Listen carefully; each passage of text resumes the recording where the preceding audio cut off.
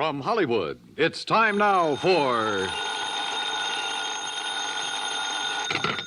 Johnny Dollar. Joe McNabb, Northeast Indemnity, Johnny. Oh, hi, Joe. What's up? At the moment, my blood pressure. Too much work? No. Prospect of having to pay off on a $100,000 life insurance policy. Uh-oh. Fella I think you know, Johnny. Art Wesley. Oh, sure. Been a pal of mine for years. Reporter. Yeah. Apparently he's working on a story right now that somebody doesn't want him to report. What do you mean? Night before last, he got beat up in an alley. Yesterday, a car made a pass at him at high speed. What about today? It's early yet, Johnny. Oh, yeah, sure. But let's hope it's not too late.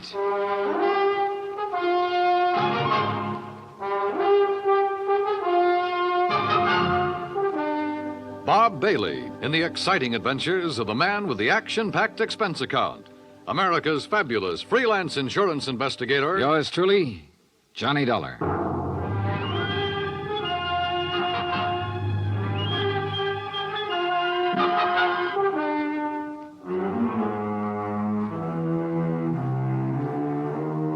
From Special Investigator Johnny Dollar to the Home Office, Northeast Indemnity Affiliates, Hartford, Connecticut. The following is an accounting of expenditures during my investigation of the Big Scoop matter. Expense account item 1, $18.40, transportation and incidentals to New York City. I called Art Wesley's paper. He wasn't in, and nobody seemed to know where he was. Then I remembered a small bar called Tony's over on 3rd Avenue. I took a cab, that's item 2, $1.25, and found him in a corner booth. Sorry, Johnny, no bodyguard. The informants I'm working with will take off fast if they spotted one. No informants, no story. That insurance policy your paper took out on you, who's the beneficiary? A dear departed wife, Joan. Departed? I We thought... split up a couple of months ago. Oh, I'm sorry to hear that, Art. We were living in two different worlds. I wanted a home and family. She wanted a trip to the moon every night. Where is she now? Who knows? On her way to the moon, I guess. Hey, look, this story you're working on, Art. It's hot, Johnny. And big, real big. A national gambling syndicate, and run by a guy right here in New York. Who? I'm getting close, but I'm not sure yet. When I am, then out come my articles. What's this guy gonna do when you push him into a corner? Look, I'm worried about you. You look, Johnny, I'm not as foolish as you think.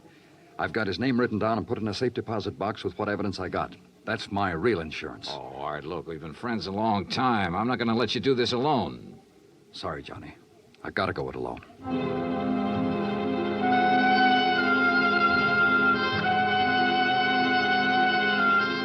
Since I'd gotten nowhere with Art, I decided to try his wife, Joan, even though they were separated. I found her in an apartment on East 68th, but she was hardly what you'd call cooperative. Look, Mr. Dollar, so you're a friend of Art's. At the moment, I'm not. Mrs. Wesley, your marriage with Art is none of my business. But that insurance policy his paper took out on him is. And incidentally, you're still the beneficiary. So? So he could be in danger, those articles he's writing.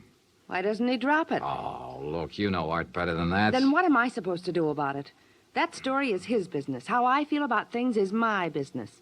And come to think of it, I can't see that either of those things is your business. Item 3, $1.80 cab fare to police headquarters in the office of my old friend, Detective Lieutenant Rostelli. Sure. I know about those attempts on Art's life.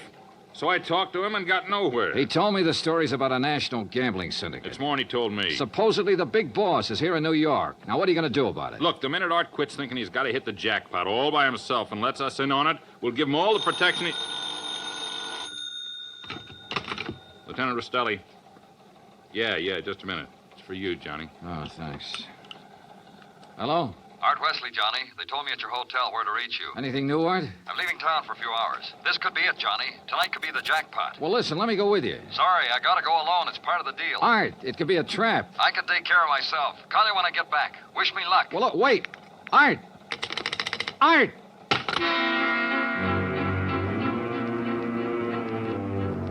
Item 4, $1.80 cab to Art's apartment, where I persuaded the manager to let me in. I was looking for anything that would give me a lead. Then, near the phone on a scratch pad, I found where he'd written the word Watika several times.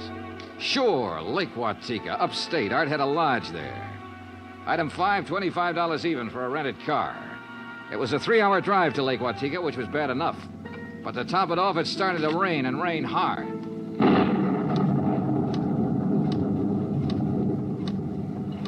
When I finally got to the highway turnoff, the side road to the lake was a mass of mud. Then I got 2 quick breaks. It stopped raining, and I spotted the 6-mile road into Art's place. Half an hour further on, I saw a light.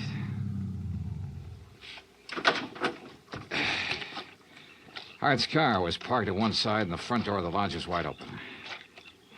When I got to it, I saw why. Art was lying in the doorway. Yeah, he was the one who wanted to hit the jackpot.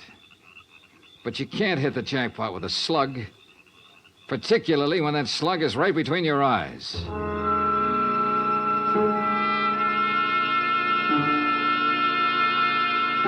I drove to the sheriff's office and reported it. Sheriff Tompkins and his boys took over. But in the darkness and the mud, they could only make a routine check.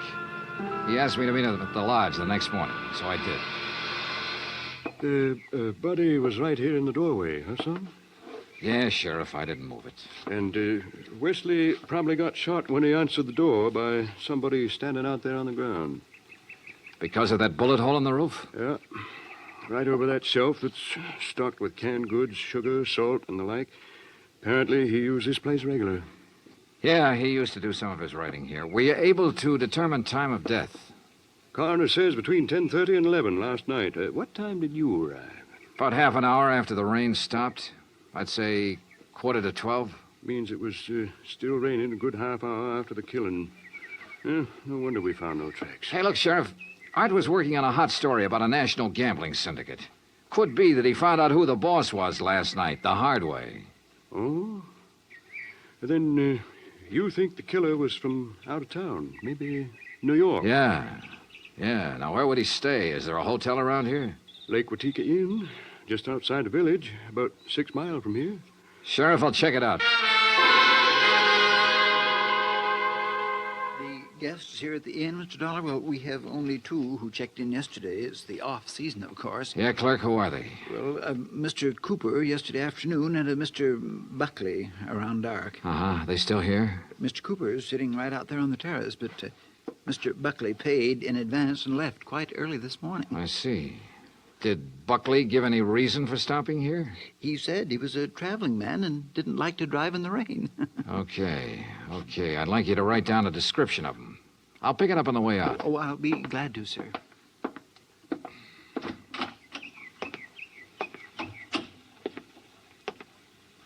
Hi.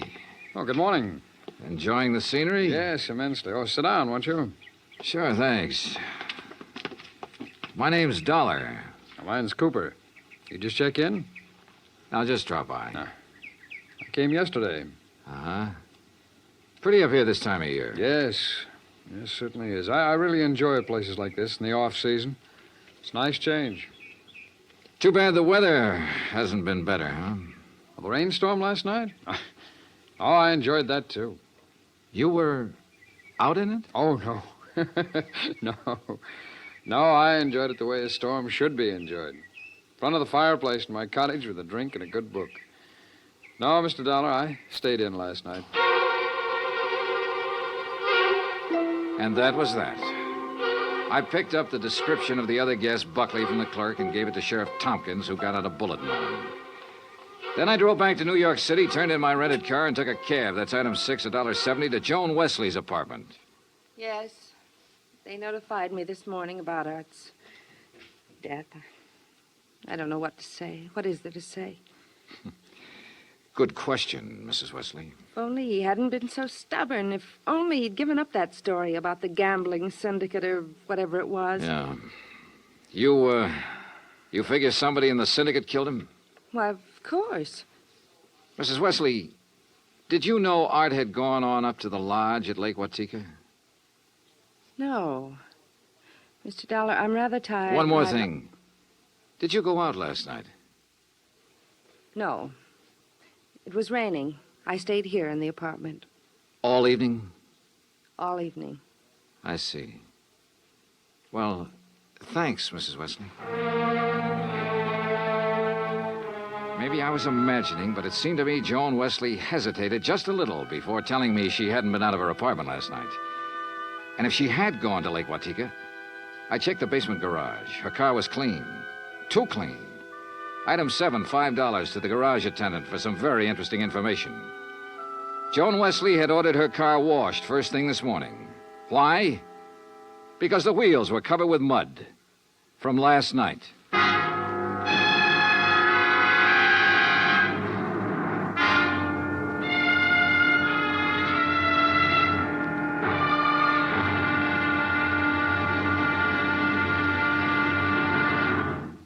Act Two of yours truly, Johnny Dollar, in just a moment. Better schools mean better citizens, better neighbors, better families. But we can't expect our children to respond, to learn and grow, if we ourselves are indifferent to their school environment. CBS Radio urges that you write to Better Schools, 9 East 40th Street, New York 16, New York, for information about how citizens can spark community action to improve their schools. That address again is Better Schools, 9 East 40th Street, New York 16, New York. Now, Act Two of yours truly, Johnny Dollar, and the Big Scoop Matter.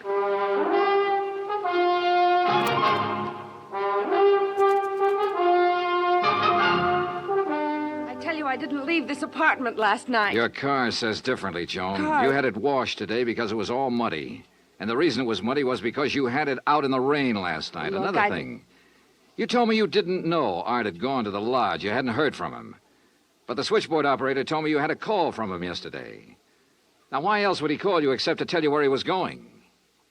Well, how about it, Joan? All right. Art did call me yesterday and told me he was going to Lake Watika. And how about last night? Yes.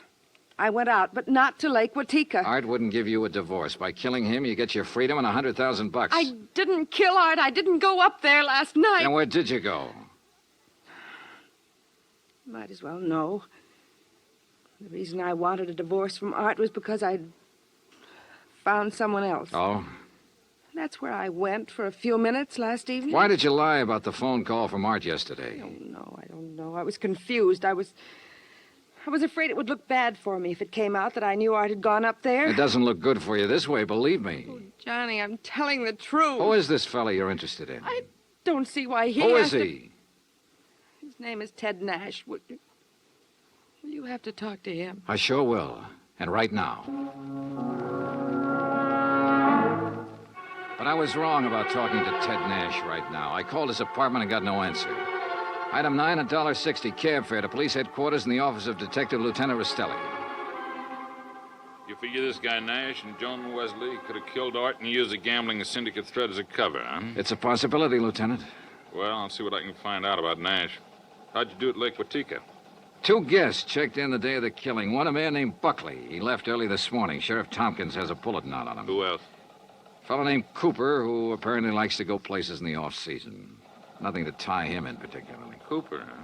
We had a rumble some time ago that a guy named Cooper was involved in that gambling syndicate. What? Trouble is, we got no proof. Hey, wait a minute. What's the matter? Art told me he'd put the name of the man he was after in a safe deposit box. If we could find the key to that box. How about Art's apartment? Let's take a look. So we looked, and we found the key tucked away in a desk, but only a number on it. Nothing to tell where it was located. I gave it to Lieutenant Rastelli, and he promised to check every bank in town if necessary. While I went on back to Lake Watika to see if the man named Cooper at the inn was the same one Rastelli told me about. When I got there, after a frantic 3-hour drive, I found him comfortably sitting by the fireplace. Well, Mr. Dollar, isn't it? Yeah, that's right. Cooper, I'm going to get right to the point. You told me you came up here to enjoy the scenery. Yes, that's right. Why? The man who was killed last night, Art Wesley, he was trying to expose a national gambling syndicate. Oh, that's very interesting. So? So, I know a police detective in New York who thinks you're a member of that syndicate. Well, now, Mr. Dollar, that's a very serious charge. I presume you have proof. Well? No proof. Well, in that case, I don't think there's any... Mr. Dollar, the long-distance call for you. You can take it on that phone right beside you. Thanks, clerk. Johnny Dollar. Rastelli in New York, Johnny. Hi, Lieutenant. You locate that? Yeah, the safe deposit box, and in it we found the name of the man Art Wesley was closing in on. It's Cooper. Thanks all very right, much. So you... Well, Cooper, You wanted proof? We've got it. Evidence that ties you in with the syndicate. Clerk. Oh, now, this is ridiculous, Is it? Dollar. Let me tell you the facts about this thing. Is something the matter, Mr. Dollar? Get Sheriff Tompkins on the phone, clerk. Tell him I've got Art Wesley's killer here. You mean Mr. Cooper? Oh, now, wait a minute. Now, look, Dollar. If you'd get your facts straight, you'd drop this silly notion of yours. What kind of facts, Cooper? What time was Wesley killed? Between 10:30 and 11 last night. But, Mr. Dollar, Mr. Wesley's place is some 6 miles from here. That's right. Why? Well, then Mr. Cooper couldn't have killed him. What do you mean? Last night, I took a drink to Mr. Cooper's cottage here at the inn. What time? Around 20 to 11, and I chatted with him for at least 15 minutes. Are you sure about that? Oh, quite sure. Well, Mr. Dollar, I'll buy you a drink sometime. Cooper strolled back to the bar with a satisfied smirk on his face. So the one man who had to be Art's killer couldn't have killed him. I collared the clerk again and had him repeat his story in detail. If you recall, it rained heavily last night, Mr. Dollar. Yes, I drove through it on my way up here. Well, I was making the rounds of the inn, checking windows, things like that, when the house phone rang. It was Mr. Cooper calling from his cottage. He wanted a drink. You say that was at 20 to 11? Yes, I always jot down the time when I am called away from the desk. All right, go on. Well, when I got to Mr. Cooper's cottage, he was sitting in the living room in front of the fire with a book. Yeah. We chatted a while, and then when I returned here to the desk, I jotted down the time again. 10:55. Well, that does it. What do you mean? Oh, it's a good 20-minute drive from here to Art Wesley's lodge. If he was killed between 10:30 and 11 and Cooper was here at that time, he couldn't have done it. Well, I'm sorry, but facts are facts. And... Oh, excuse me. Lake Watika Inn. Yes, just a moment. Sheriff Tompkins, Mr. Dollar. Oh, thanks. Hi, Sheriff. Thought you ought to know, son. Remember that man Buckley we were looking for? Yeah, sure, the other guest at the inn. Yeah, we picked him up. I've been questioning him for an hour. Any luck? No, sir. He's just a traveling salesman who stayed at the inn because he didn't want to drive in the rain. You sure? Buckley swears he doesn't even know Cooper. Just between you and me, Johnny, I think we got the wrong fella. No place again. I decided to start all over. Got into my car and drove to Art Wesley's place. Nothing was changed. I remember the trip I'd made the night he was killed, how it rained heavily until about half an hour before I arrived. How I'd found him lying in the open doorway, a bullet hole in his head. Yeah, and the hole in the ceiling over the shelf of provisions, marking the path of the bullet. It was there. So were the provisions. Canned food, mustard, sugar, a package of crackers. There was some... Wait a minute. Sugar. The sugar bowl. I stared at it for a moment. I remembered a couple of things the room clerk at the inn had told me. And suddenly the whole deal slid neatly and quietly into place. I drove back to the inn fast. Cooper's cottage was empty, so I went inside to the bedroom and took a look around. Then I spotted one of the pictures on the wall, a little out of place. I looked behind it. Yeah, just what I expected. Outside, I found Cooper sitting on the terrace in front of the main building. I slid into a chair across from him. Well, Mr. Dollar, what fantastic crime are you going to accuse me of today? Cooper, I got a one-track mind, and it's still stuck on murder. Oh, now look, Dollar. We've been over this before, and personally, I find it quite boring. So much so that it's interfering with my vacation here. That's too bad. Yes, it is. So I'm leaving this evening. I don't think so, Cooper. Oh, come now. Art Wesley was trying to expose a figure in a gambling syndicate. You. Well, that's a matter of conjecture. You had to stop him for keeps. Oh, now look, Dollar. The time of Art Wesley's death has been established as between 10:30 and 11 last night. That's right, between 10:30 and 11 last night. And I'm sure you remember the room clerk telling you he was with me in my cottage living room from 10:40 to 10:55. I sure do. So that I certainly couldn't have killed your friend Wesley 6 miles from here during that time. Except that Art Wesley wasn't killed at his lodge. What are you talking about? You see, I remembered something else the clerk had told me. The night of the killing, it stopped raining a little after 11. All right, what difference does that make? All the difference in the world, believe me. Here's what really happened, Cooper. You killed Art Wesley in the bedroom of your cottage here at the inn. Oh, don't be ridiculous. You immediately called the room clerk over and chatted with him in your living room for about 15 minutes. He didn't know there was a corpse in the next room. Oh, really? After he left, you took Wesley's body the 6 miles to his place and planted it in the doorway. Oh, now, look, Dollar... Your problem was to make it look like he'd been killed there.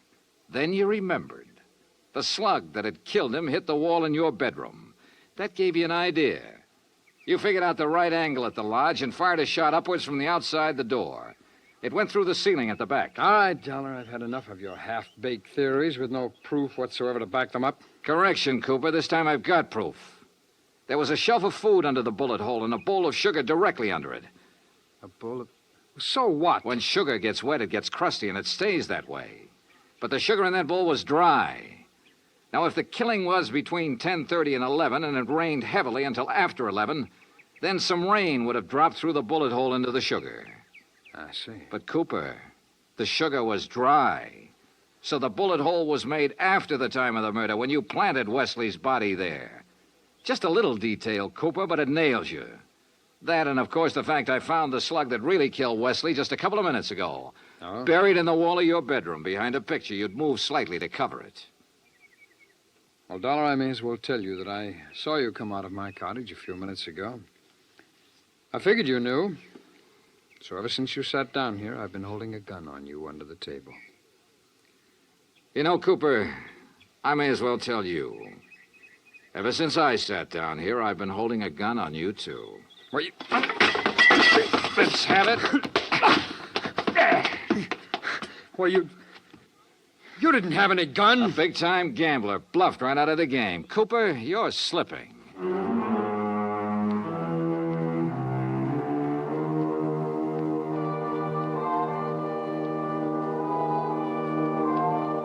Item 10, $37.50. Transportation and incidentals back to Hartford. Expense account total $187.40. Remarks? Cooper's awaiting trial. About Art Wesley? Well, I guess that sugar bowl was a dead man's revenge. And come to think of it, that revenge was pretty sweet. Yours truly, Johnny Dollar.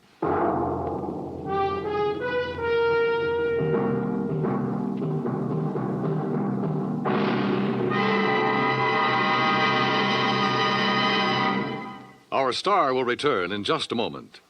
In days long since gone by, one had to go out in search of daring do.